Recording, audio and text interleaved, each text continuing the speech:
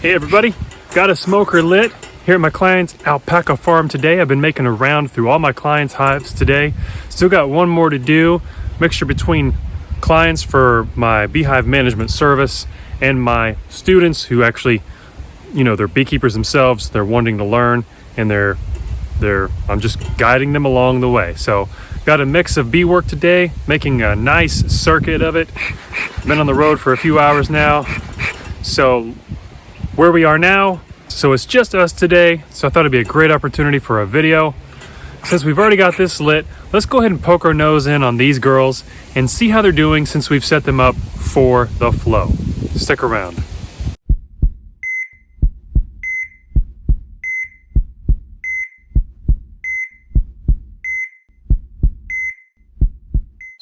Well, I'm excited to see how these girls are doing because there's a lot of hive entrance activity. There's a lot of foragers coming and going. We're going to poke our noses in this one first, and then when I'm done with just basic inspection, we're not going to go all the way to the bottom because it's not necessary this time of year. I already know what they're doing down there. We're just here checking to see what they're doing up here. This is going to give me a gauge to know when I should add more boxes or if I should add any at all. And then when I'm done, I'm going to be giving them a mite treatment with my OAV. Here's, my electric one kind of bit the dust. Tried to rewire it, failed. So I've got my trusty wand style vaporizer out. This has been a great one. So if you're looking for a good wand style vaporizer where you've got to hook up to a 12-volt battery, this is a great one. It's got these nice winged tabs so this thing doesn't flip over inside the hive. Got a nice heavy-duty 6-foot cable with alligator clips on the end, and these are good alligator clips. And I got a 12-volt battery sitting between the colonies that I plug it up to and just have at it. But for now, let's go ahead and open up a hive, see what they look like. I'll hear a lot of buzzing up top when I smoke them, so there's probably not too many bees up here yet. But they are whitening the comb. I'm looking down, and they're up in this box definitely working, but they're not just going to town on it yet. But let me show you what they are doing. Right there, whitening up that comb right in the middle of the box. Let's put that at an angle where you can see the whitening a little bit easier. Very nice, huh? So they're freshening this up. They've even got some nectar stored right here.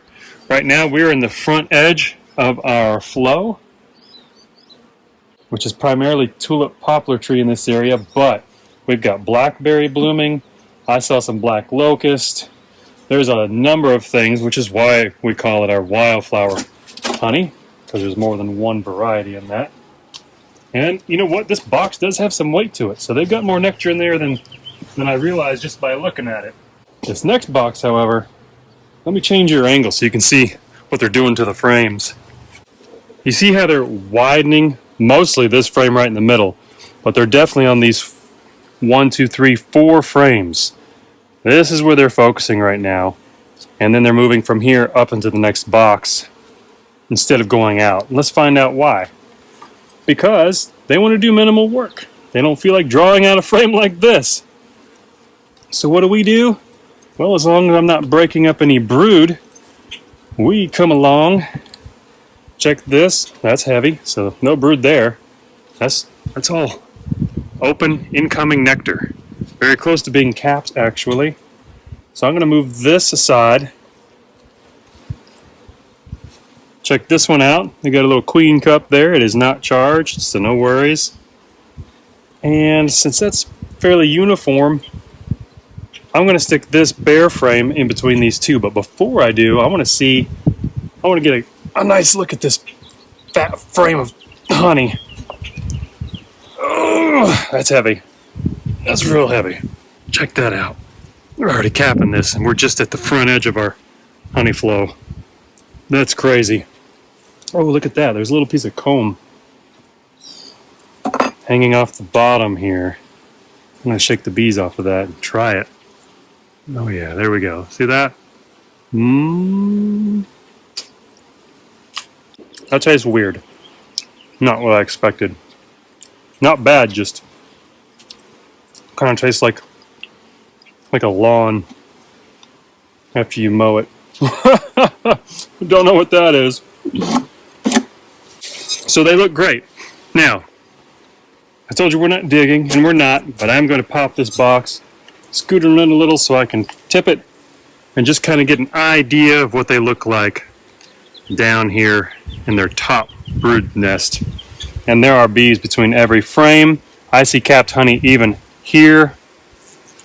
This colony, no doubt, has a ton of brood between this top deep and their bottom deep. They're about to explode even more. This is a perfectly populated colony for making a honey crop, which is my goal with my clients' bees. Check out these girls here, licking up that drop of honey. There's two of them cleaning it up.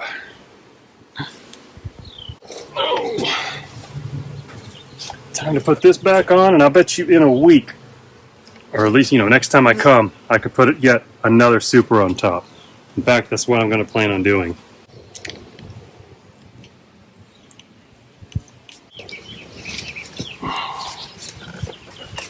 Quilting box back on. They're done, except for their mite treatment. Let's go ahead and introduce ourselves to these girls. There's a lot more bees at this entrance. So will there be more bees? Slightly ahead of the other colony? We'll find out. There's more buzz coming from the top when I smoke them. And there's a lot more bees up here. Oh yeah, there's bees working every frame.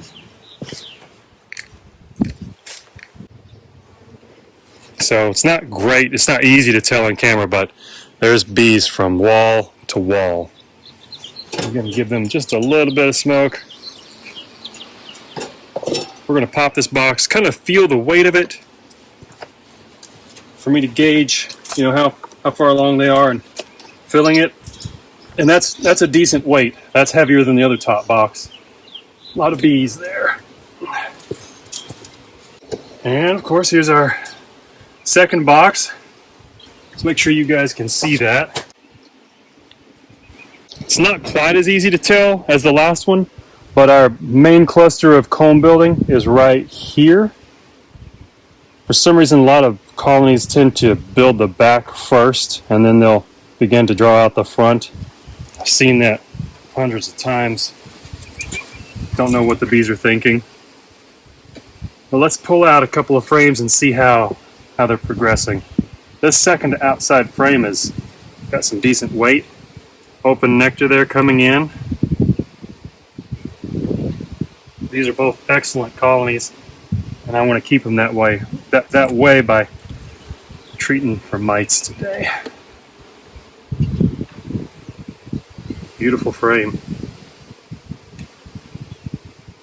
If this is the beginning of our flow, I don't even know what to think for what it's going to look like by the end of it. They're starting to cap honey already. Let's pull this off. Don't need that dragging across the queen. Mostly want to see this middle fat frame. Let's set this one aside. And here we are. I can feel the heat coming out of here. We got a cool, windy day. It's not bee working weather, but it's definitely cooler than usual. See how that's coming along. No brood up in here, and the fact that they are creating a honey ceiling is going to keep that queen down below. I really doubt they're going to come up into this box and have her, begin to lay brood. I think she's content with having the double deeps. Let's go ahead and pop this one and see what they look like underneath too, just like we did the last one. Oh, that's it. That's heavy. Yep. Nice box of bees. Oh, they got capped honey as much as I can see down between the frames. That's awesome. Slip it back on top.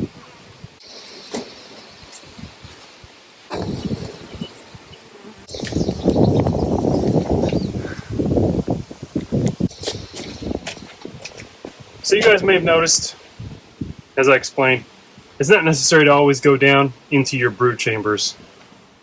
especially at this time of year. We're just making sure that they've got the room to expand into during the flow. To me, this isn't the time to check for a queen or a brood. I already know they have it. In the condition of both of these colonies, neither one of them alarms me to the point of feeling like I need to investigate further. In other words, there were no signs of queenlessness. There were no signs of a weak colony. There were no signs that, hit the red alert button in my head and said, you need to investigate further. So all I do is minimize my goal and focus it on honey production. And so that was our thing today. And then we'll top it off with a good knockdown treatment using my oxalic acid, the vaporizer. Yeah, I am treating OAV while I've got honey supers on. I know some people don't, but the instructions say you can. I've eaten honey after treating boxes like this on, and I haven't died yet. Yeah, is that a scientific way to prove it? No, it's not. But I don't make a big deal about it. So if it is a big deal to you, then definitely don't use OAV during the flow or while you have honey supers on. Take them off, do your thing, put them back on when you're done, however you want to do it. This is the way that I want to do it. And that works for me. Thank you guys for joining me. See you in the next one. Hi, Dr. L.